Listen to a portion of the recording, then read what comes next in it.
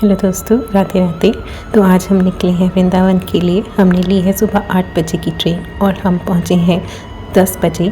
थोड़ा लेट हो चुके हैं लेकिन अब हम निकले हैं आगे। यहाँ से लिया है हमने एक ऑटो जो सीधा वृंदावन के लिए है, जहाँ हम बांके बिहारी जी के दर्शन करेंगे।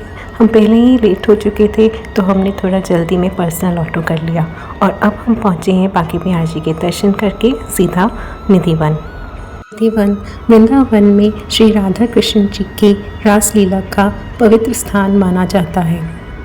यह तुलसी के पेड़ और जड़ें जो आप देख रहे हैं, ये सारे की सारे जोड़े हैं जहाँ पे कृष्ण, राधा और गोपी एक साथ मिलकर रास करते हैं। शाम ढलते ही यहाँ से सारे जीव जंतु, वानर, पशु पक्षी सभी यहाँ से चले जाते हैं, क्योंकि कहा जाता है कि राधा कृष्ण जी अपनी गोपियों के संग यहाँ पर रास रचते हैं और रासलीला करते हैं। तो चलिए आगे बढ़ते हैं और चलते हैं यमुना जी की तरफ। वृंदावन का ये यमुना घाट कृष्ण जी की कई लीलाओं से प्रसिद्ध है।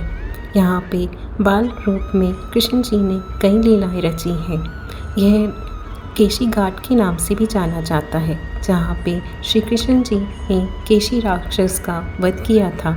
एक कालिया मर्दन घाट के नाम से भी माना जाता है, जहाँ कृष्ण जी ने कालिया नाग का मर्दन किया था। चीर घाट से भी जाना जाता है, जहाँ कृष्ण जी ने गोपियों के वस्त्र चुराए थे और न जाने कितनी और लीलाएं रची थी।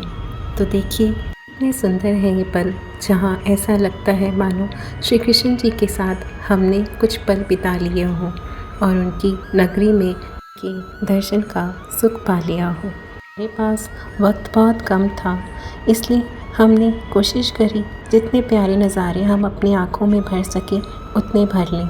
अब हम अपनी नगरी में लौटेंगे, लेकिन इसी उम्मीद से कि कान्हा हमें फिर बुलाएंगे और यहाँ पर जितनी जगहें हम देख नहीं पाए वह हमें उनके दर्शन अवश्य करवाएंगे।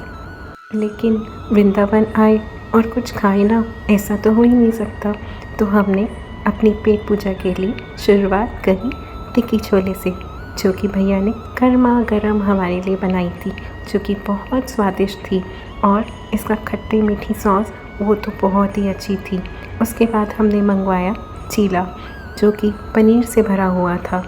इसके साथ भैया ने दी थी गुड़ की चटनी और हरी चटनी। मेरी दोस्त को गुड़ की चटनी बहुत पसंद आई और उसने ढोकला देखा तो कहा चलो ये भी खाते हैं, और वहाँ पे ढोकला बहुत टेस्टी मिलता है। लास्ट में मैंने कहा अब आए हैं तो छोले भटूरे भी खा ही लेते हैं। खाने के मामले में हम दोनों ही बहुत चटोरे हैं।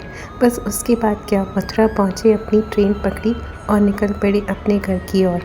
तो आशा करती हूँ आपको हमारा सफ़र अच्छा लगा होगा।